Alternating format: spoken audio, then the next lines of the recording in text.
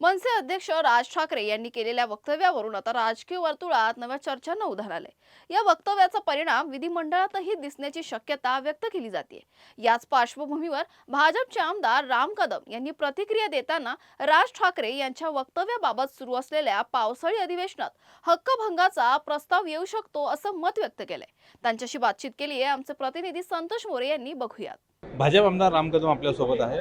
भाऊ, राज ठाकरे यांना एक फोडाफोडीच्या राजकारणावर एक अतिशय विधान केलेलं आहे की वैश्य ज्याप्रमाणे करतात त्याप्रमाणे कुठेतरी फोडाफोडीचं राज्यात सध्या वातावरण सुरू आहे. सन्माननीय राज ठाकरे साहेबांच्या ह्या वक्तव्याचं समर्थन होऊ शकत नाही.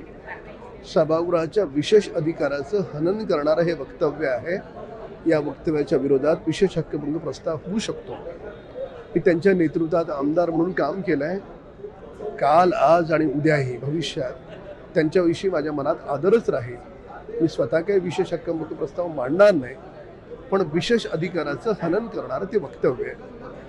मूळ मुद्दा असा आहे की उद्धव ठाकरेंनी राज साहेबांना पक्षात असताना अशी परिस्थिती निर्माण केली की राज ठाकरे साहेबांना पण पक्ष सोडावा लागला. ही परिस्थिती निर्माण करणारं कोण होतं? सन्माननीय उद्धव ठाकरे साहेब. तर त्याच्यामुळे उद्धव ठाकरे साहेबांचा स्वभाव कसा आहे हे इतर आमदार खासदारांपेक्षा राजसाहेब अधिक चांगलं जाणतात. त्यांना माहीत आहे.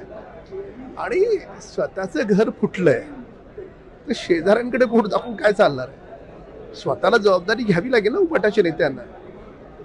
स्वतःचा अहंकार, स्वतःचा लोकांसोबत असलेला व्यवहार, लोकांना किती आपण भेटतो न भेटतो या गोष्टीकडे ते आत्मचिंतन मंथन करणार आहेत का नाही करणार आहेत? तर त्याच्यामुळे वारंवार याच्या त्याच्याकडे बोटं दाखवून काम होत नसतं.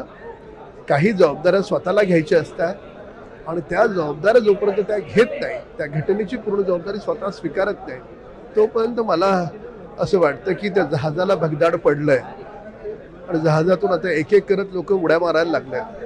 तर एक दिवस असा सुद्धा येऊ शकेल की कार्यालयाच्या बाहेर हम दो हमारे दो अशी पाटी लावावी लागेल.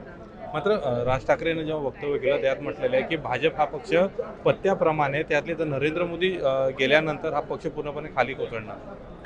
हे बघा, भाजपचं नाव घेतल्याशिवाय राष्ट्रीय बातमी होत नाही. भाजपचं नाव जर घेतलं नाही तर ती प्रादेशिक बातमी होते.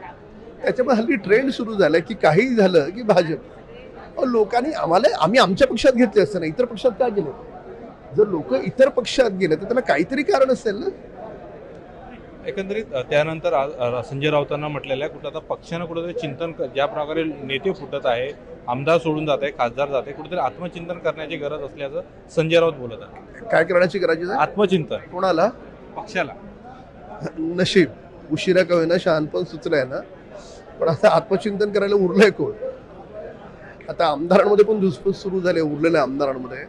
आणि मुंबई महानगरपालिकेमध्ये असं ऐकायला येतं की बरेचसे नगरसेवक तिथेही अस्वस्थ आहेत.